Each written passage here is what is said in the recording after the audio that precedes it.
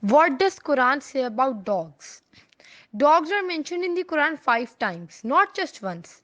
Nowhere does Allah call the dogs dirty animals or give any indication that they should be avoided or treated the way many Muslims think they should, because majority of the Muslims don't know the teachings of Quran. They are just blindly following their religion and blindly following their sectors and ulamas. In Quran chapter 18, the story of a group of youths is described who hid inside a cave to escape a religious persecution. God made them fall in sleep, and they had woken up some 300 years later. When the people of the cave were sleeping, their dog accompanied them. This dog did not cause a break in the supply of Allah's mercy to them, for they were continually fed by God. God mentions nothing without purpose. He wanted to show his preference of dogs as faithful companions of humans and their beneficiary nature. In fact, in the very same chapter, Allah said, "We have mentioned in this Quran all kind of examples for the benefit of people, but more than anything else, man is argumentative." Actually, the story of the people of the cave in Surah 18, God is telling us these righteous people were in cave with their dog. If it is not righteous to have dogs, God would have not told us that in that story in which the dog has to be remembered as being there. We have to know the quality of God if we were to worship God correctly. When God says something, He means it, and when He does not, He means it as much.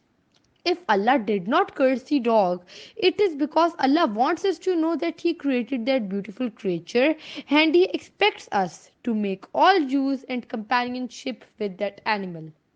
That accompanied these righteous people of the cave. Muslims are not forbidden to be around dogs. It becomes clear that God sees dogs as part of man's life. Allah doesn't abandon people when the dog is present and the angels were involved. The people of the cave, Ashab-e Kahf, were being taken care of by turning their sides continuously to prevent bed sores. And you think them awake while they were asleep. And we turned them to the right and to the left while their dog stretched his forelegs at the entrance. There was something else to take care of them, and people could be afraid of seeing them. And Allah is talking about angels here, and that means angels used to pass by the dock. If not, then it means that for 309 years that the sleepers were in cave, no angel ever entered. Yet God says, "We turned them." The use of "we" clearly indicates the participation of angels. If angels really hated dogs, it would have been quite easy to escape death by having a dog at your place, keeping Azrael, the angel of death, away from your house. Ashab-e Kahf had kept dog with them. It was the dog's duty to protect those young men who left their houses for the sake of Islam. So their dog sat outside their cave. There is absolutely no reason to mention the dog as a part of the story, except to make it clear to future generations that dogs are permitted to live amongst people, right in their midst. And Quran says, and clearly shows that dog was counted right along with the believers. Saliva of a dog doesn't make a food impure to eat. They ask you, what is made lawful for them? Say, are made lawful for you the good things and what you have taught your hunting animals. Once you train animals to hunt, you teach them of what Allah has taught you. So eat of what they catch for you, but mention the name of Allah on it. Here, Allah is praising the dogs. If the dog hunts for you, then it is halal without any zabah. And God said, "It is but His will that lets you train the dog. What you have trained of hunting animals as Allah has taught you. So their saliva is not impure." Allah is praising the dogs and tells its standard and qualities in Quran and Hadith. The dog was protecting the righteous men sleeping in cave. It was his duty. If a dog hunts for a human, it is halal without any zabah. This quality is just mentioned about the dogs. God said, "It is but His will that lets you train the dog, what you have trained of hunting animals, as Allah has taught you." According to Hadith, God once forgave a sex worker who just gave water to a dying dog in her shoe. Sahih Bukhari Hadith narrates, Allah had once forgiven a prostitute. She passed by a dog panting near a well. Seeing that thirst had nearly killed him, she took off her shoe, tied it to her scarf, and drew up some water. Allah forgave her for that. It clearly tells us of that how much Allah loves the one who take care of his creation. Just by watering by a thirsty dog, Allah even forgave a sex worker, a prostitute. Also, none other hadith is present addressing any other animal like it addressed a dog. Allah is praising the dogs and tells its standard and qualities in Quran and Hadith. The dog was protecting the righteous man sleeping in cave. It was his duty. If a dog hunts for a human, it is halal without any zabah. This quality is just mentioned about the dogs. God said, "It is but His will that lets you train the dog, what you have trained of hunting animals, as Allah has taught you." According to Hadith, God once forgave a sex worker who just gave water to a dying dog in her shoe. Sahih Bukhari Hadith narrates, Allah had once forgiven a prostitute. She passed by a dog panting near a well. Seeing that thirst had nearly killed him, she took off her shoe, tied it to her scarf, and drew up some water. Allah forgave her for that. It clearly tells us of that how much Allah loves the one who take care of his creation. Just by watering by a thirsty dog, Allah even forgave a sex worker, a prostitute. Also, none other hadith is present addressing any other animal like it addressed a dog. Allah has resembled one of the natures of the dogs in a particular type of humans.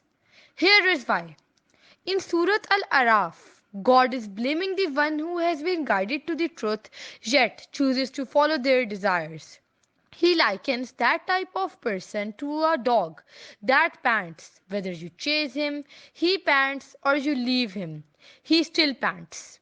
The ayah describes a man who received Allah's hikmah and he knew that it was the truth, but still he chose to throw them away.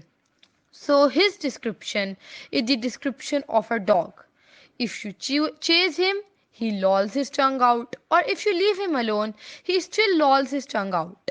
Such is the description of the people who reject our ayat, proofs, evidence, verses, lessons, signs, revelations, etc. So relate these stories, perhaps they may reflect. Such people's behavior are like panting dogs. It is in the nature of the dogs kept by the Creator that they keep lolling their tongues out for getting something and they don't feel shame in doing this act. But to men, Allah gave intellect to think. But still, if they are blind for acquiring material benefits only or follow blindly their false beliefs and reject the clear truth when it comes to them, so much so that they sacrifice Allah's ayats. So there, this kind of behavior is resembled to the nature of a dog. The verse simply refers to how dogs often pant all the time, regardless if they are active, scared, or just sitting there. They don't have intellect like men to know the truth. Whereas a human should think, ponder, and react to things accordingly, especially when it comes to divine guidance. So we should use our intellect properly and should treat Allah's creature with compassion. If that is not the case, then why and how is Islam a different religion? And what Muslims should be praised for? Violence? Hatred? Injustice? It is obvious and basic common sense that tells you that dogs are Allah's creation and Allah will not tell people to treat them badly or to kill them brutally or unlawfully. Every animal has been created for a purpose. It is duty upon every human being to respect Allah's creation. If we ill treat any of His creation, we will be questioned about it on the day of judgment, and we will face the consequences here in the world and hereafter. The Quran doesn't mention anything negative about dogs. So clearly, this anti dog attitude is not inspired by the Holy Quran. One day, Hazrat Imam Hassan alayhi salam was busy eating when a dog came and stood in front of him, gazing at him. Imam Hassan put a mouthful of food in his own mouth and then threw some in front of the dog. The dog ate it, wagged his tail in thanks, barked, and again lifted its head to gaze at Imam Hassan. Hazrat Imam Hassan alayhi salam threw another mouthful of food in front of the dog. A man who was passing by came forward and said, "It's not right that this dog stands in front of you and stops you from eating in peace. With your permission, I will beat it and drive it away." "No, no, don't do that," Hazrat Imam Hassan told him. "Allah has created this animal and Allah loves it. It is hungry and I am ashamed before Allah to eat his food and his blessings and not give anything to this creature that is his creation. After all, it is hungry and is looking at me." One day, Hazrat Imam Hassan alayhi salam was busy eating when a dog came and stood in front of him, gazing at him. Imam Hassan put a mouthful of food in his own mouth and then threw some in front of the dog. The dog ate it, wagged his tail in thanks, barked, and again lifted its head to gaze at Imam Hassan. Hazrat Imam Hassan alayhi salam threw another mouthful of food in front of the dog. A man who was passing by came forward and said, "It's not right that this dog stands in front of you and stops you from eating in peace. With your permission, I will beat it and drive it away." "No, no, don't do that," Hazrat Imam Hassan told him. "Allah has created this animal and Allah loves it. It is hungry and I am ashamed before Allah to eat his food and his blessings and not give anything to this creature that is his creation. After all, it is hungry and is looking at me." Problem with cultural Islam is that much of it is an exaggeration of scripture. People go overboard in their interpretation or application of our scripture. People need to see the context of the hadith to understand it, the time, the situation, and the purpose. But most people do not know the scholarly discourse on such a hadith. Even many scholars do this mistake and misinterprets the hadith without knowing its true wisdom and the actual context and misguides the people, especially when it comes to combining the texts or understanding their application in juristic derivation.